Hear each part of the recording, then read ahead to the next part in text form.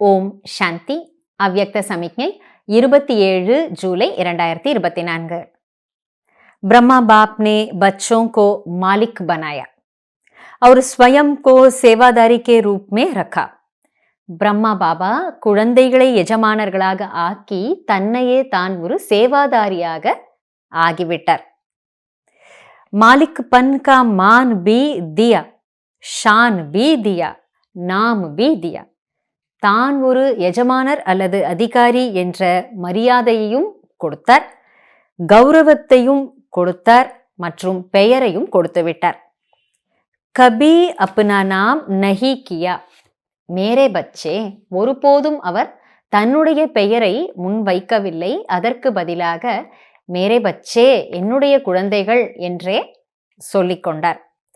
தோ ஜேசே பாப் நே नाम मान शान सबका त्याग किया, परोपकार किया, स्वयं का सुख बच्चों के सुख में समझा.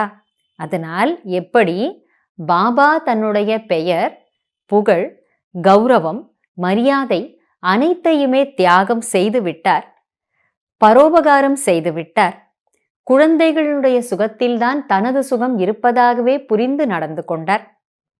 बच्चों की विस्मृति कारण दुख का अनुभव सो अपना दुख समझा.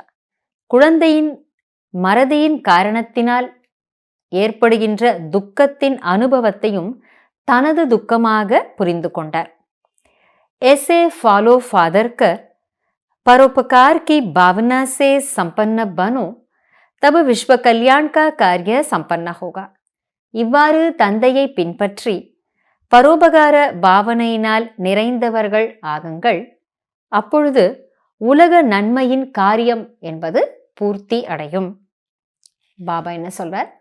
பாபா தன்னுடைய பிரம்மா பாபா தன்னுடைய பெயர், புகழ், மரியாதை அனைத்தையுமே தியாகம் செய்தார். குழந்தைகளுடைய சுகத்தில தான் தன்னுடைய சுகம் இருப்பதாக உணர்ந்தார். குழந்தைகள் துக்கப்பட்டார்கள் என்றால் அவரும் அந்த துக்கத்தை அனுபவம் செய்தார். தனது துக்கம் என்று ஏற்றுக்கொண்டு அனுபவம் செய்தார்.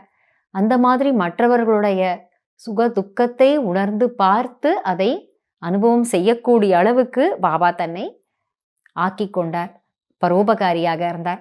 இந்த மாதிரி நாம பிரம்மா பாபா என்ற அந்த நம்பர் 1 நிலை அடைஞ்சிட்ட தந்தையை பின்பற்றுவோம்.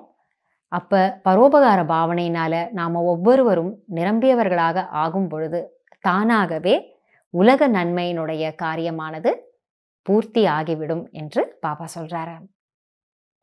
நன்றி பாபா. ஓம் சாந்தி.